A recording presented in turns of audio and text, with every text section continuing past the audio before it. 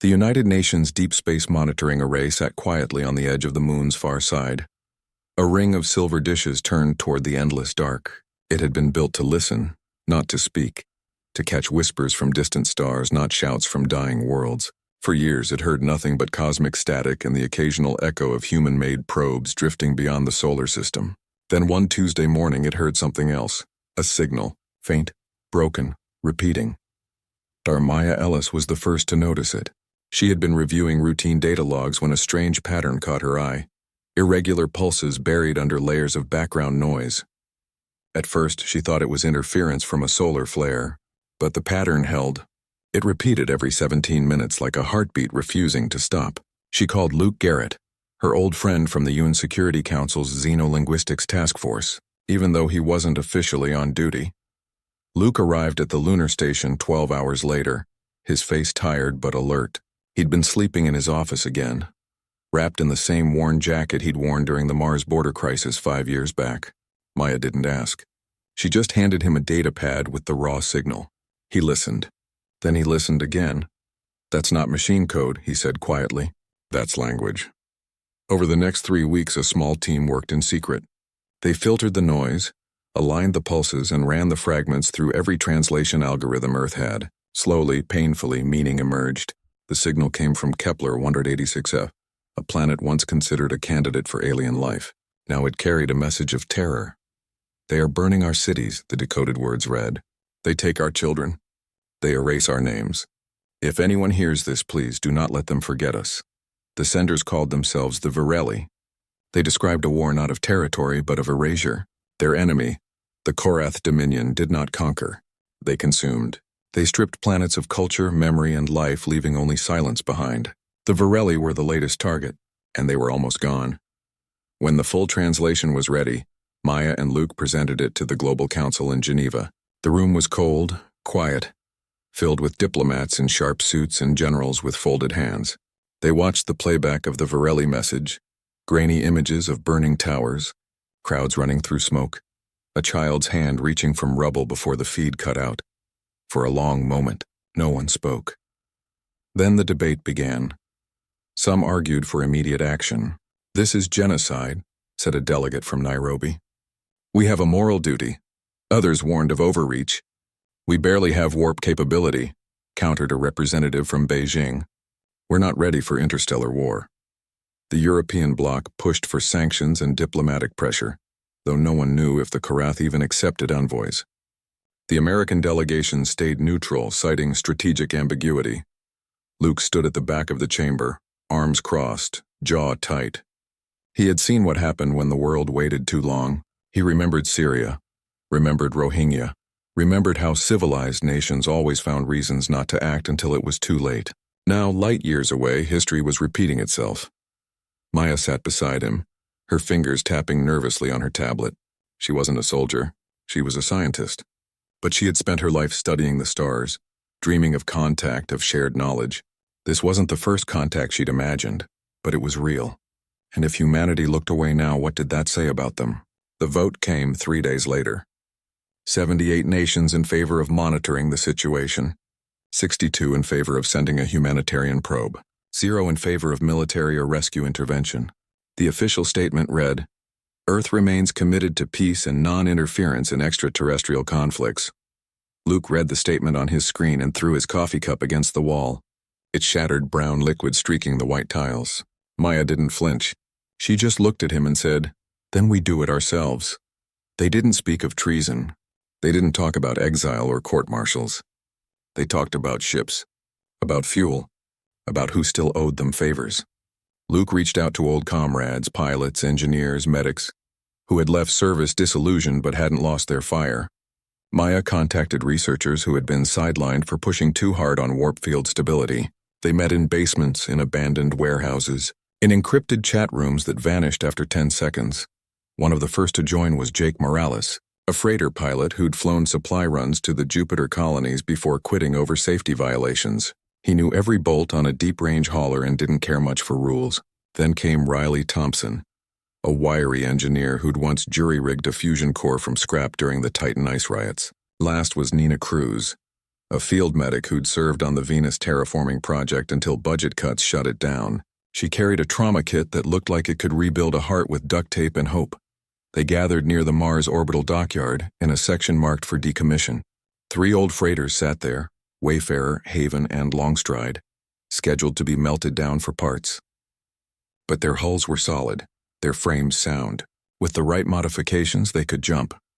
Riley got to work immediately, stripping military-grade shielding from retired defense satellites and welding it onto the freighter's undersides. Jake rewired the navigation systems to handle short-range warp bursts, something no civilian ship was ever meant to do. Nina converted cargo bays into medical bays, installing cryopods salvaged from a failed cryonic startup. Maya worked on the jump drives, integrating her own experimental phase coil design that had been rejected by the Space Council for being too unstable. Luke handled logistics and security. He used old contacts to reroute power, fake maintenance logs, and bribe dock inspectors with rare earth metals. Every night, under the red glow of Mars's sky, they worked in silence, their breath fogging in the thin air of the pressurized hangar.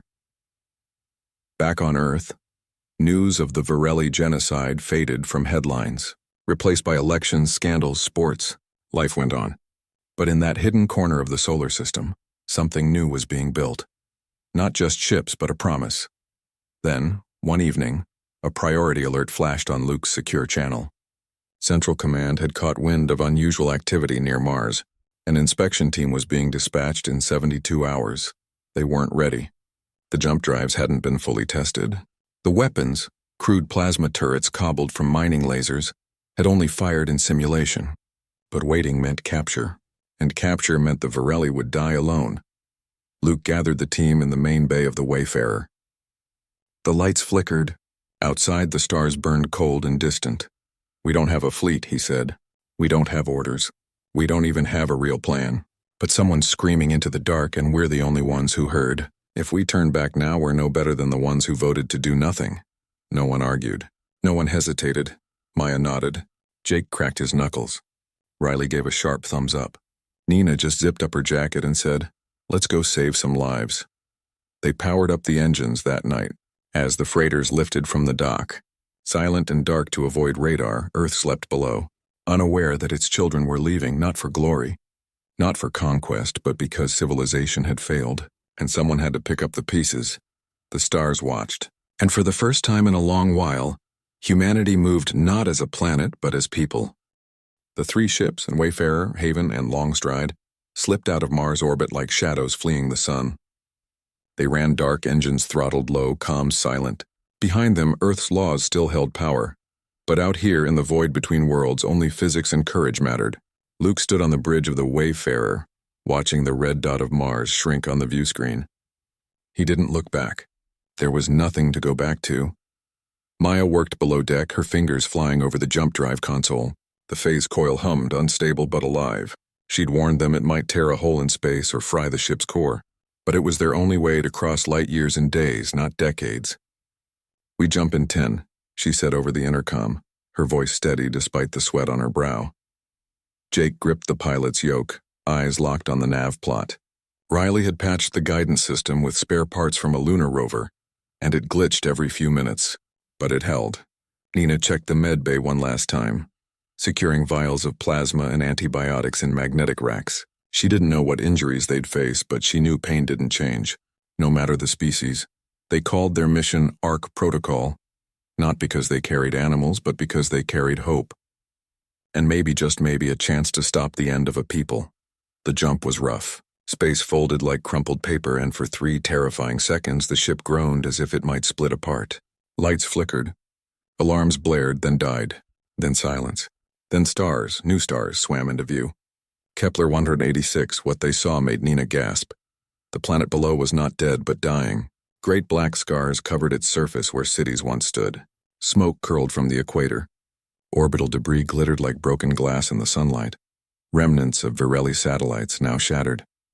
And circling high above, sleek and cruel, were Korath warships, needle-thin, armored in obsidian plating, bristling with weapons that glowed faintly purple.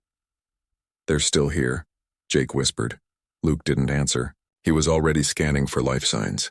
The Ark fleet's sensors were weak, but they picked up faint energy pulses from the far side of the planet. Refugee camps, maybe, or hidden shelters. Then a new signal. A convoy of small vessels lifting off from the surface, moving slow, overloaded. Varelli survivors, they're running, Maya said, and the Korath are hunting them. Without waiting for orders, Jake angled the Wayfarer toward the convoy. Riley powered up the jury-rigged plasma turrets, 3 per ship, mounted like afterthoughts on the freighter's hulls. They weren't meant for war, but they'd have to do. The Korath noticed them fast. 2 interceptors peeled off from the main fleet, engines flaring blue-white. They moved like predators, smooth, silent, deadly. "Brace!" Luke shouted. The first shot missed, searing past the haven and vaporizing a chunk of floating rock. The second hit the Longstride's rear shield. Sparks flew inside the cabin. Riley cursed, rerouting power from life support to reinforce the barrier. "We can't take many more hits like that," he yelled. But they didn't need to win a battle. They just needed to buy time. Jake banked hard, drawing fire away from the refugee ships. Maya activated a solar flare decoy, a trick she'd tested in simulations, flooding the area with false heat signatures. For a few precious seconds, the Korath sensors scrambled. In that window, the Ark ships moved in, forming a protective ring around the Varelli convoy. Nina opened a channel to the refugees. She didn't speak their language, but she sent medical frequencies, universal distress codes used by every spacefaring species. A response came back. Weak, grateful, terrified. One of the Varelli ships was leaking atmosphere. Nina suited up and floated across the void, tethered to the haven, to patch the breach with sealant foam in her own hands. Outside, the stars were cold. Inside her helmet, she heard the Varelli's panicked breathing over the comms. She worked fast, her fingers numb, her heart pounding. When the seal held, she gave a thumbs up through her visor. A small hand pressed against the other side of the hull. A child, eyes wide with fear and wonder. Back on the Wayfarer, Luke recorded a message. He didn't know if anyone would hear it, but he had to try. "This is Commander Luke Garrett of the Earth Ark Fleet. We are not soldiers. We are not a government. We are just people who heard a cry for help. The Varelli are not alone anymore. And if you're watching this, Earth, Mars, anyone, know this, we came to help. Now we understand what happens when civilization chooses comfort over conscience." He sent it on every open frequency, encrypted and unencrypted, hoping it would find its way home. The Korath didn't give them time to rest.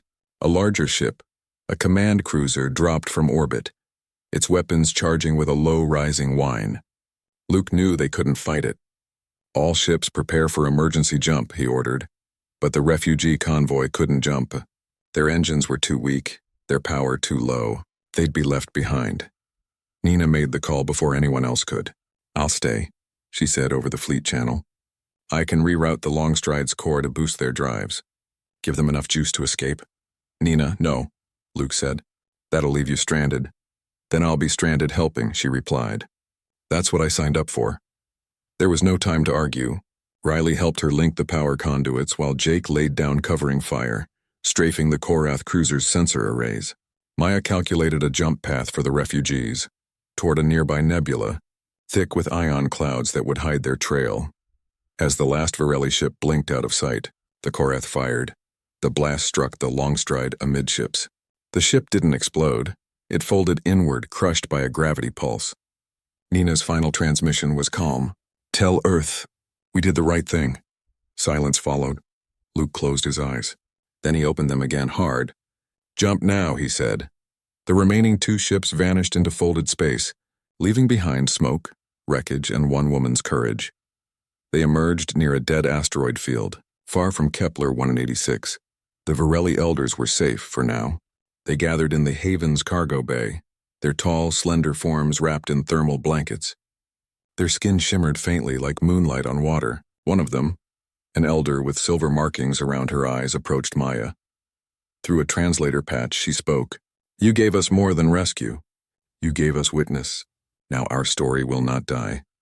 Luke listened from the doorway. He felt no pride, only weight. They had saved a few, but millions were gone, and the Korath were still out there. But something had changed. The Ark fleet was no longer just a rescue team.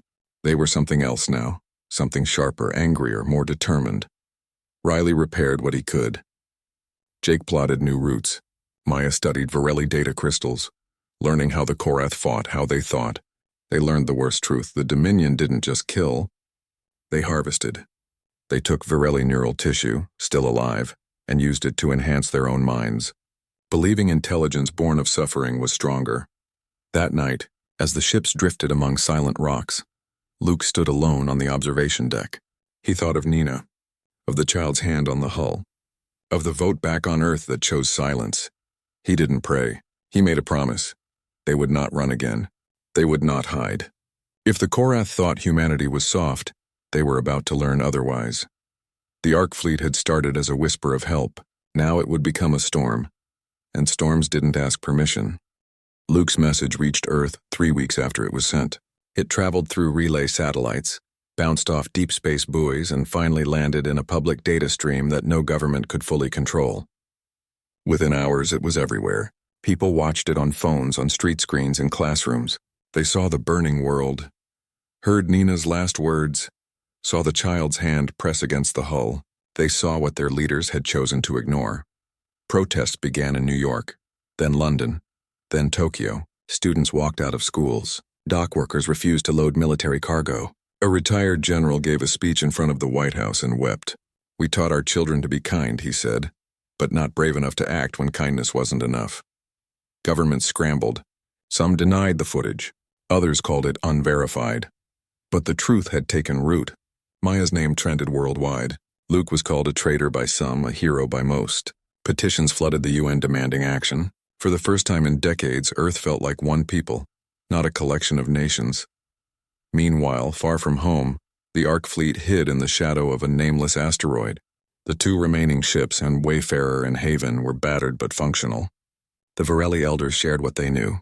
They spoke of Korath tactics, of their supply routes, of hidden bases where they processed neural tissue stolen from conquered species. One name kept coming up, the Maw, a massive orbital facility circling a gas giant in the Hilo system. That was where the harvesting happened. That was where mines were broken and reused. Luke didn't hesitate. "We hit the Maw," he said. Riley frowned. "With what?"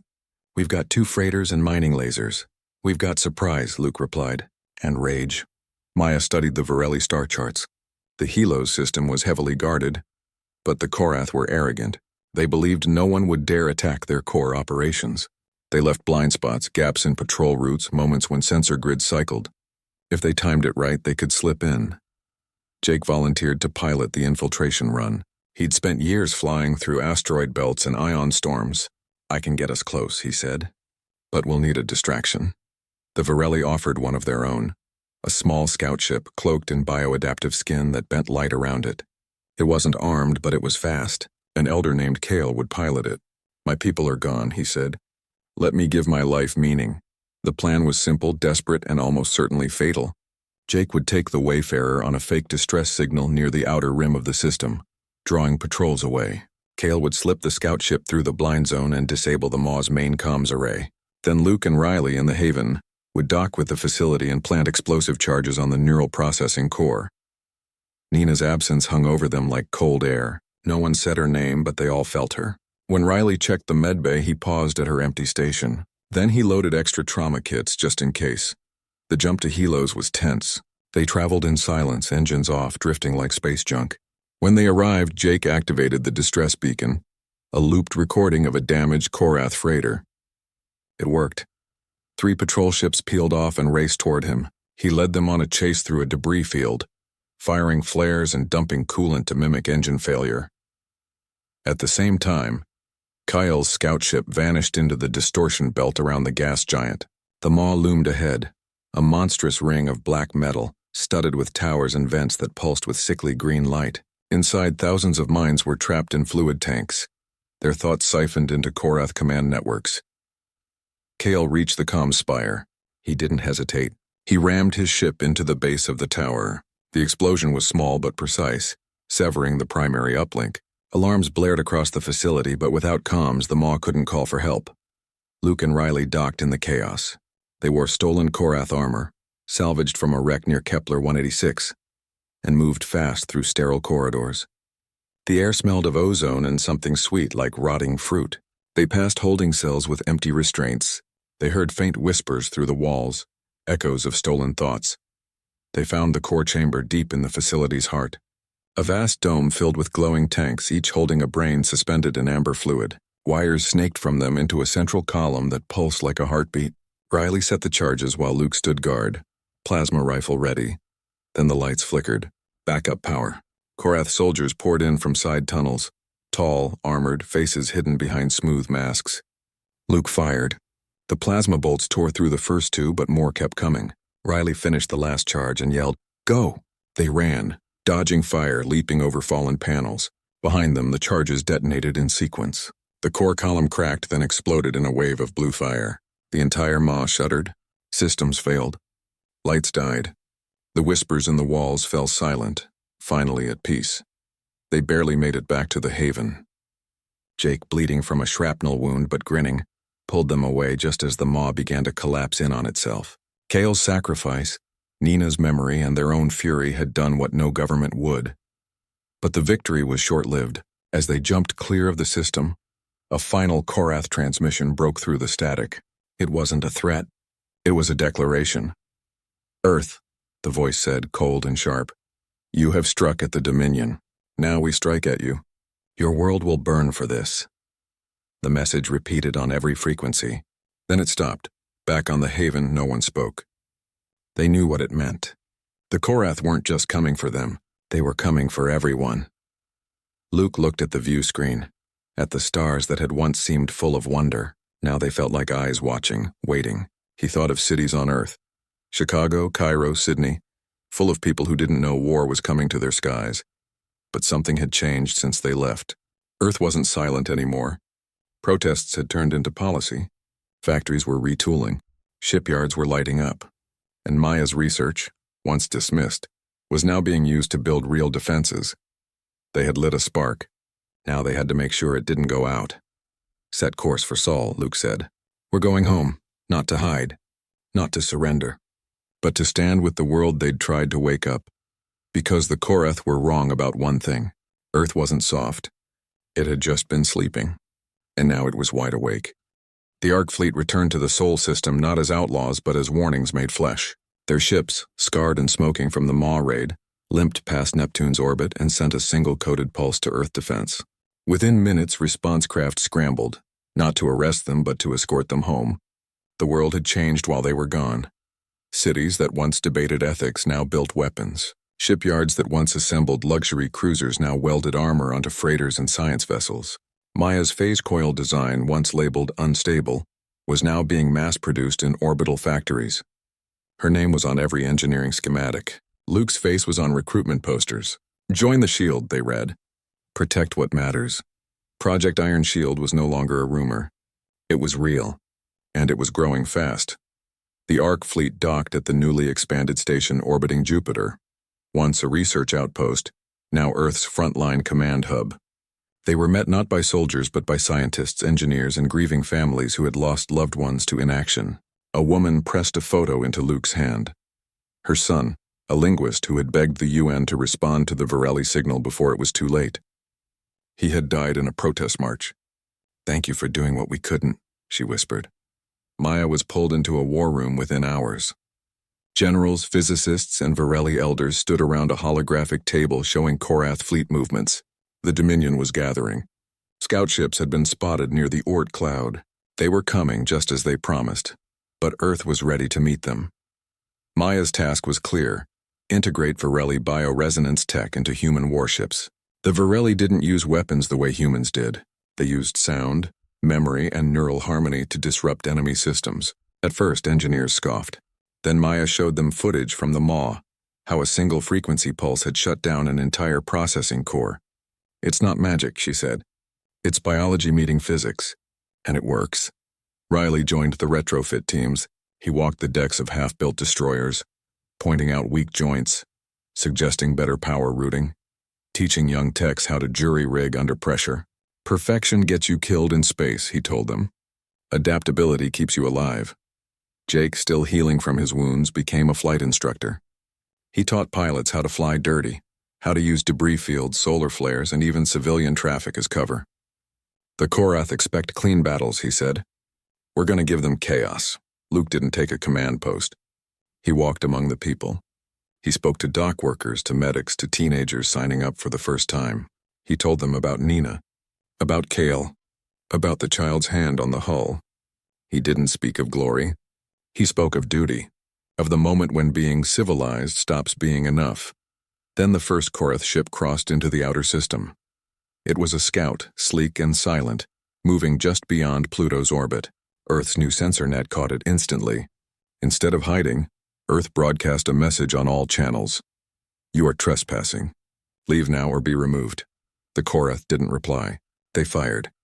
A plasma bolt struck an unmanned relay station. It vaporized in a flash of white light. The message was clear. This was not a warning. This was the beginning. Earth's response was immediate. 3 newly commissioned frigates, Resolve, Anchor, and Vanguard, launched from Jupiter orbit. They carried Maya's resonance emitters and Riley's reinforced hulls. They moved in a tight formation, not like soldiers, but like a pack. The battle was short. The Korath scout was fast, but it wasn't ready for the sonic pulse that scrambled its navigation. It spun out of control, then exploded when its own weapons overloaded. Debris rained into the Kuiper Belt. It was the first human victory over an alien warship. People cheered, but Luke didn't. He knew this was just the scout. The real fleet was coming, and it did. 2 weeks later, the sky beyond Saturn lit up with unnatural stars, hundreds of them. The Korath main force had arrived. Cruisers, carriers, destroyers, all shaped like blades. They formed a wall of darkness between Earth and the outer planets.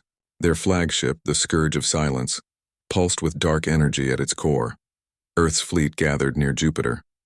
Not just military ships now, but retrofitted cargo haulers, mining rigs with turrets welded on, even old tourism shuttles armed with missile pods. It was messy. It was desperate. But it was united. Maya stood on the bridge of the Perseverance and, the flagship of the new fleet, built around the skeleton of the old Wayfarer. Luke stood beside her. Jake was in the pilot's seat.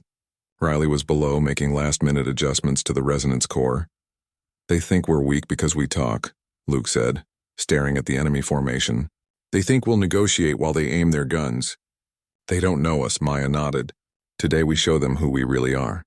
The Korath sent one final message. "Surrender your world. Give us your minds, or be erased like the Varelli." Earth didn't reply with words. It replied with fire. The battle began with a solar flare, triggered by Earth engineers to blind Korath sensors for 12 critical seconds. In that window, Jake led a strike group through Saturn's rings using ice chunks as cover. They launched missiles not at hulls but at the Korath command relays. At the same time, Maya activated the resonance emitters. A low hum spread through space, not sound, but a vibration in the fabric of neural networks. Korath ships shuddered. Their crews clutched their heads. Their systems glitched. The Perseverance charged straight for the Scourge of Silence. Luke didn't order evasive maneuvers. He ordered full speed ahead. "They want a reckoning," he said. "Let's give them one." Riley's voice crackled over the comms. "Core's at 90%, one shot. Make it count." As the 2 flagships closed, Maya locked onto the enemy's central neural hub, the same kind they'd seen at the Maw. She fed the coordinates into the resonance weapon. Jake lined up the shot. Luke held his breath. The pulse fired. It didn't explode. It resonated. Like a note so pure it shatters glass, the wave hit the Scourge of Silence and traveled through every ship linked to its command net. Lights died. Weapons powered down. The entire Korath fleet went dark. Silence fell over the battlefield. Then one by one, Korath ships began to drift, powerless, their crews stunned or unconscious. The Dominion's greatest strength, their hive-mind command structure, had become their weakness. Earth's fleet moved in, not to destroy, but to disable. They locked down engines, sealed hatches, and prepared to take prisoners. For the first time, the hunters were the hunted. Back on the Perseverance, no one cheered. They were too tired, too aware of the cost, but they stood a little taller. Luke looked at the view screen at the broken enemy fleet floating like dead leaves. "This isn't the end," he said quietly. "But it's a start." Maya placed a hand on his shoulder. "Now the real work begins," and she was right. Because winning a battle wasn't enough. They had to build a future where no one had to choose between being civilized and doing what was right. That future wouldn't be perfect, but for the first time it was possible. The silence after the battle was heavier than the fighting. The Korath fleet drifted in broken pieces near Saturn's rings, their dark ships now just cold metal and stunned crews. Earth's ships moved among them like shepherds gathering lost sheep, not with guns raised but with rescue tethers and containment fields. They took prisoners not for revenge but for answers, for justice, for understanding. Luke stood on the observation deck of the Perseverance watching the cleanup. His uniform was torn, his face unshaven, but his eyes were clear. He had expected rage after the victory. Instead, he felt only quiet resolve. The war wasn't over. Wars like this never truly ended, but the fear was gone. Humanity had looked into the abyss and hadn't blinked. Maya joined him holding 2 mugs of real coffee, brewed from beans grown in a hydroponic bay on Jupiter Station. "They're calling it the Saturn stand," she said. "History books will say we saved Earth." "We didn't save Earth," Luke replied. "We reminded it how to fight for something bigger than itself." Down in the med bay, Nina's old station was now manned by a young medic named Dana, who had signed up the day Luke's message went viral. She treated both human and Korath wounded, her hands steady, her voice calm. One Korath prisoner, a low-ranking technician, stared at her in confusion. "Why help us?" he asked through a translator. Dana just shrugged. "Because someone has to start. Back on Earth, the world celebrated, but not with parades, not with statues. Instead, cities held vigils for the Virelli, for Nina, for every life lost to silence. Schools taught the Kepler 186 signal as a lesson in moral courage. Lawmakers drafted a new charter not for war but for protection. It was called the Interstellar Covenant of Protection. Its first line read, "When genocide speaks, civilization must answer, not with words but with action." Every nation signed it, even the ones that had voted to do nothing. The Ark fleet, once outlaws, were now the first guardians of the Covenant. They didn't retire. They trained, they rebuilt. The Haven was refitted as a mobile hospital. The Perseverance became a command vessel for rapid response. New ships joined them, built not just by governments but by citizens who donated time, metal, and hope. Riley oversaw the construction of a new class of vessel, the Watcher-class frigate. Small, fast, armed not for conquest but for rescue, each one carried a resonance emitter, a medical bay, and a message beacon that could broadcast across star systems. "So no one ever feels alone again," he said. Jake took the first Watcher-class ship on a shakedown run near the Oort cloud. He wasn't hunting enemies. He was listening, scanning for distress calls, for whispers in the dark. He found one, a mining colony under attack by pirates. He didn't fire. He just showed up, lights blazing, weapons hot. The pirates fled. The miners wept with relief. Luke and Maya stood together on the rebuilt orbital station near Mars, the same place where Ark Protocol began. Below them, Earth turned blue and fragile. Above them, new ships launched daily, not for war but for vigilance. Some carried diplomats, some carried doctors, some carried soldiers, but only as a last resort. "We used to think being civilized meant never throwing the first punch," Maya said. "Now we know it means never letting the innocent take the last breath." Luke nodded. He thought of the child's hand on the hull, of Nina's final words, of the Virelli elder who said their story would not die. They had kept that promise, and now they would keep it for others. The Korath Dominion didn't vanish. Some of their ships escaped. Their ideology still lived in the dark corners of the galaxy, but they were no longer unstoppable. They had met a species that chose conscience over comfort and lost. Earth didn't become an empire. It became a shield. Not perfect, not all-powerful, but present. Ready. Watching. Years later, when new signals came, faint cries from distant stars, Earth didn't debate. It responded. A Watcher-class ship would jump to the source. A medic would stand ready. A pilot would fly into danger. And somewhere on a quiet deck overlooking the stars, Luke and Maya would listen, knowing they had helped build something rare in the universe, a civilization that remembered its soul. The galaxy was vast and often cruel, but now in its endless dark, there was a light that refused to go out, not because it was strong, but because it chose to burn, and that was enough.